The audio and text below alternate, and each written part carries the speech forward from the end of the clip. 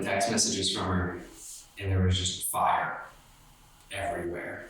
It looked like hell. Some 2,000 residents, nearly half of East Palestine, still under evacuation orders. Visitors told to stay away. I was really scared. They were evacuating my grandparents and my family. No one really knew what was going on. We were all just worried at that point on how bad it would get if we didn't have a place to live. The rail company acknowledging that exposure to the chemicals, direct exposure could cause ear, eye, and throat irritation. Some of those chemicals are known carcinogens. And the problem that we're facing now, I think, is a lot worse than if it was just a fire.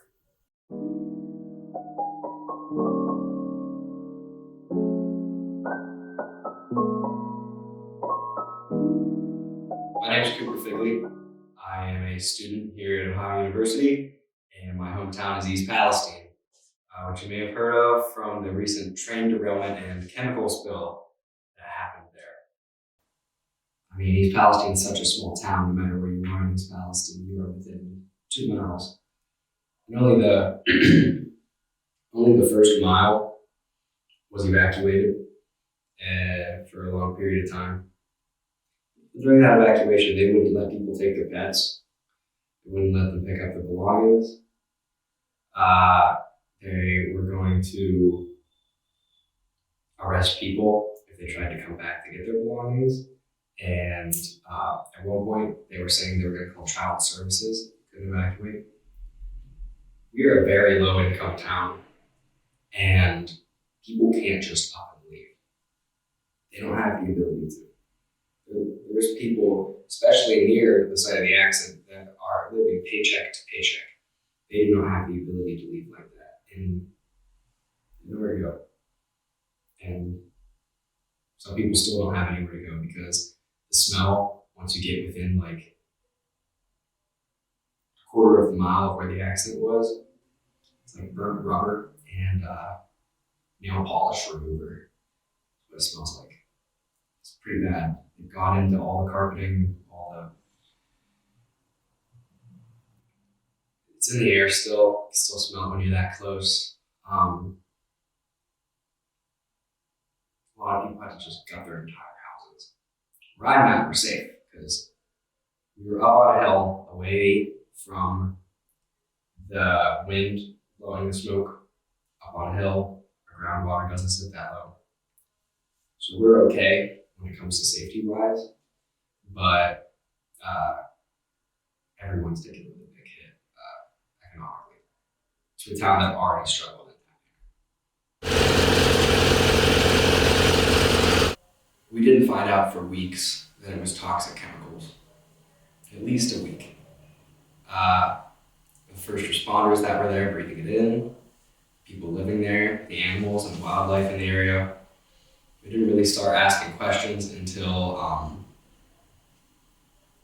the animals started dying, and people started getting sick and the smell in the air. We still haven't gotten the whole truth yet. It's going to take a hell of a lawsuit to get them to admit anything. I think they have 3 lawsuits on their hands right now, pretty big ones. They barely admitted anything. So there's going to be a lot of work to do to really hear the full story on why it would even get to this point. There have been safety strikes and arguments between train engineers and the people working on the railroads, between the higher ups of the company about taking away safety regulations for a couple of years now, and it's just been getting worse and worse. And this is only one of many instances of derailments and fires and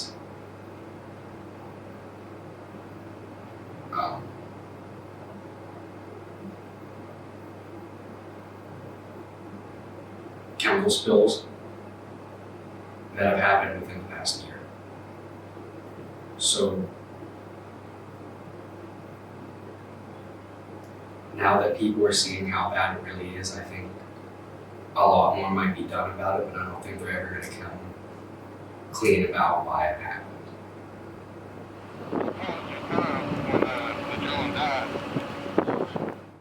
It's not our train that derailed.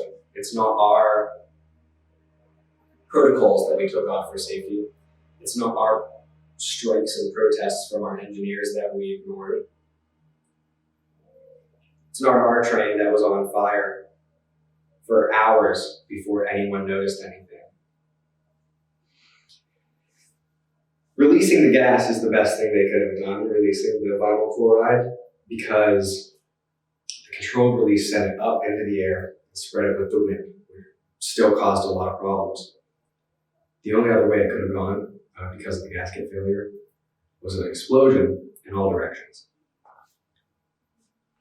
That's what our fire chief in our department and our first responders decided to do for the safety of our own town and as many people as possible. And now that they're trying to blame that on them, whenever the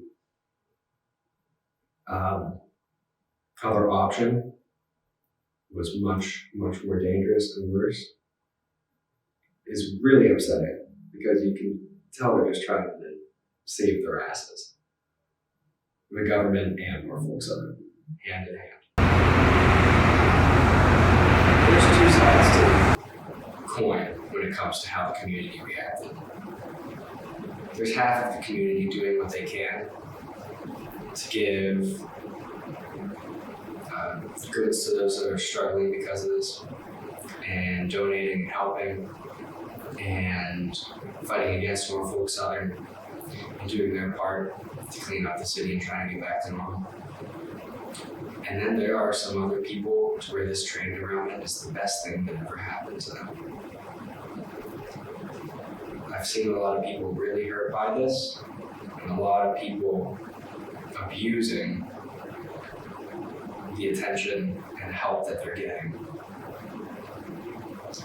Half the town actually cares. Half the town is just leeching off of that.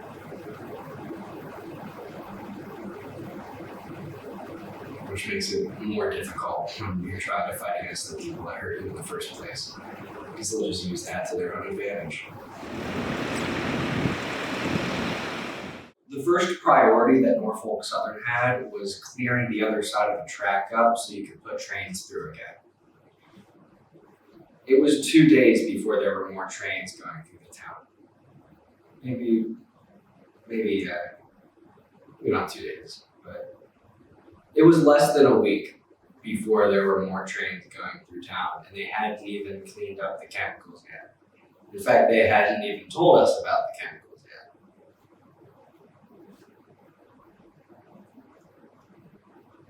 Your priorities are a little off.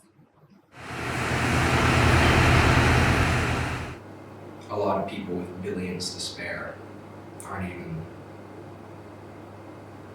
sparing a second to see what is actually needed to help us. They think giving us money or Gatorade or water is what we need. We just want our town back.